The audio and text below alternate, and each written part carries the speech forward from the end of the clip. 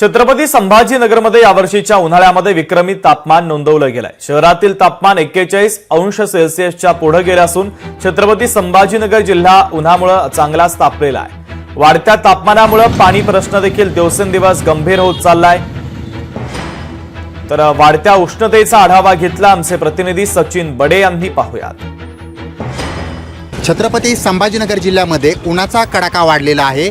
तापमान तब्बल 41 अंश सेल्सिअसच्या पुढे गेलेला आहे। यामुळे पुन्हा एकदा छत्रपती संभाजीनगरात यावर्षी सर्वाधिक जास्त तापल्याचं पाहायला मिळतंय। कारण यावर्षीचं जे काही नोंदलेलं तापमान आहे हे विक्रमी म्हटलं जातंय, कारण यावर्षी 41 अंशच्या पुढे हे तापमान गेलेलं आहे। आपण जर माझ्या मागे पाहिलं तर तुम्हाला ही रस्ते दिसत असतील। मी एक न्यायालयाच्या समोर आहे। हा रस्ता पूर्णपणे गच्च भरलेला असतो, मात्र उन्हाचा कडाका पाहिल्याच्या नंतर कुठेतरी आता हा रस्ता देखील सुना असल्याचं पाहायला मिळतंय।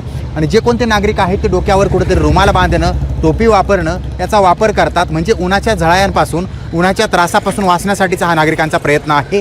कारण तापमान मराठवाड्यामध्ये वाढतं, पाण्याचा प्रश्न निर्माण होतो, पाणी प्रश्न गंभीर असतो आणि पाण्याचा प्रश्न एवढा गंभीर होतो की अक्षरशः पाणी विकत घ्यावं लागतं। उन्हापासून बचाव करण्यासाठी या ठिकाणी आपण पाहता की प्रत्येक जण आपल्या डोक्याला जे आहे ते कुठेतरी रुमाल लावतो, कुठेतरी तोंड बांधून ठेवतो, म्हणजे या उन्हामुळे या तडपत्या उन्हापासून बचाव व्हावा यासाठी हा प्रयत्न असतो, या नागरिकांचा पाहायला मिळतो।